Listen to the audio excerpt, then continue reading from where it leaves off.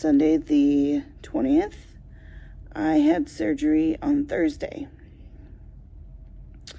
I had a spinal fusion from S1 to L3 and a decompression of my nerves, and they removed some scar tissue from when I was younger, so I had a lot done. And it's just been a rough couple days, so I'm trying to catch everyone up on what's going on. And the easiest way to do that, I think, is to post a blog. So that's what I'm gonna do. One of the things that they did during surgery was put these electrodes into my muscles after I was asleep, of course. And they measured the nerve responses.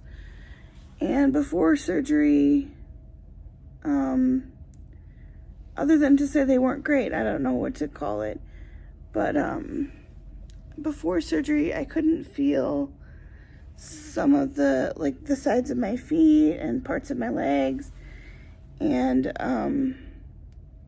before they woke me up, they measured the electrodes again, and the amount of nerve responses they got back was just unbelievable. And so that's really encouraging to know that more of my nerves could potentially come back. I could get some sensation back, hopefully some function back, and that would just be a great thing. I don't know what else to say about it. That would be amazing. So I went in for surgery at about 7:30 in the morning. I got to my room about 4, I believe. That day, of course, was a little fuzzy. And ever since then, the biggest issue we've been dealing with is how to get my muscles to relax. Because with my CP, when they cut all the muscle in my lower back to get to my spine, obviously that would be uncomfortable for anyone, but because of my spasticity, it has caused my whole body to just want to tighten up and curl up. And so one of the biggest things is it's extremely painful, because my thigh muscle is squeezing so tight that it's wanting to try to pull my knees up to my chest. And obviously that's not a good thing, and it's just so uncomfortable. So we've spent the last couple days trying to figure out the best combination of medications and things to use to help fix that. One of the other big things is, now that I have a fusion, basically from the top of my ribs, I would say right under my chest to my waist, I can't bend, twist, or lift anything. And before my surgery, because I don't have good core strength, I would twist and swing my body to get the momentum to move, and now I can't do that. And so one of the most difficult things thus far that I've been working with therapy on is simply just to get out of bed, because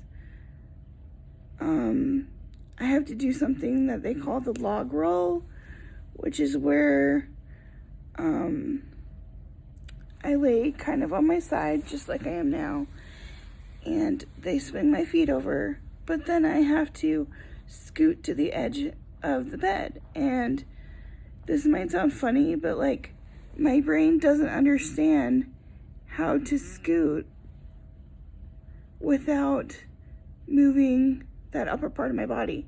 I just don't understand how that's, I don't know. I just can't get it. And it's only been 2 days, so that's okay. But I have to work to be really conscious of, hey, don't twist that way, don't turn that way, because it is such an automatic response, because that's how I'm used to moving. One of the things that happened yesterday, I believe, was when they were helping me back into bed, I laid down and I put one shoulder here and I flung my other shoulder back to get the momentum for my legs. And that hurt so bad, I started to yell. And it was obviously just because I was moving in a way that I wasn't supposed to. And so that's going to be such a huge thing to figure out. And because I have all these things to figure out, after I'm done in the hospital, Monday or Tuesday, I would say probably Tuesday at this point, I'm going to go to the rehab floor, and they're going to work with me to learn some new skills to be able to do all those things. So that's kind of the next step, is rehab, which I'm excited for, because I know that I need to learn the skills to do some of those things on my own. Obviously, I have help. I have Cole and I have my family, and that's fine. But I just need to know how to do some of those things on my own, or at least be able to explain to someone what I need in order for them to help. So I'm going to go to rehab for a week or two, which means I will be here over Christmas, but that's okay. COVID is kind of throwing a wrench in everybody's Christmas anyway. And I chose to have surgery right away instead of waiting until after the holidays, just because honestly I didn't see a point in continuing to be in pain for another month if I didn't need to be. So that is where we're at right now. Cole has been coming in every day and spending time with me. He's here in the morning when the doctors come so he can get their reports, and he is here until the late afternoon. But because of COVID restrictions, I can only have one visitor per day. And then once that visitor leaves, they can't come back until the next day. So let's say Cole came in the morning and he wanted to go and get lunch outside of the hospital, like he wanted to go pick something up. He wouldn't be able to come back into the hospital until the next day. And so that's kind of throwing a wrench into things. Just as far as everybody's plans and things like that. But it is so nice to be here in Denver right now, because Cole's mom lives about 20 minutes from the hospital, which is such a huge difference from in North Dakota being anywhere from an hour and a half to 6 hours from a hospital when I have surgery or not doing well. And so it's just been such a lifesaver for us, because if I'm in the hospital, it throws off our routine and it throws off Cole's routine, and it's just really hard to deal with. And so even if we can develop somewhat of a routine where he comes in every day and we have that consistency, it helps tremendously. So that is what we're doing. I think that today my goal will be the same as yesterday, which is to sit up in bed and pivot from the bed to my power chair and sit there for a while. I did that yesterday, but I'm not at the point where I can, really walk. I'm just taking, I would say like 2 or 3 little shuffles and turning my body to sit in my power chair. And that has been difficult enough at this point. So we'll see what rehab holds. I don't know. I kind of am feeling like I have a lot of work to do and a lot to learn. And it doesn't feel like to me that 1 to 2 weeks is a lot of time to learn all those things. So that is kind of feeling like a daunting task at the moment, but I'm sure it'll be fine. The hospital staff is great, and they're working with me very well and really listening and understanding how I'm feeling, and so that's extra helpful. Because if anyone has ever been in the hospital before and dealt with staff that doesn't really listen to what you're saying and address your concerns, that's really difficult.